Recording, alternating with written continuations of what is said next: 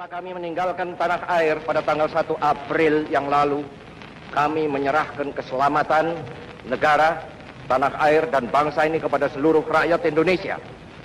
Selama kami di luar negeri, kami memperhatikan benar-benar segala kejadian-kejadian di tanah air. Dan kami memperhatikan pula segala perjuangan, segala sikap daripada rakyat Indonesia untuk mempertahankan keselamatan daripada tanah air dan bangsa itu.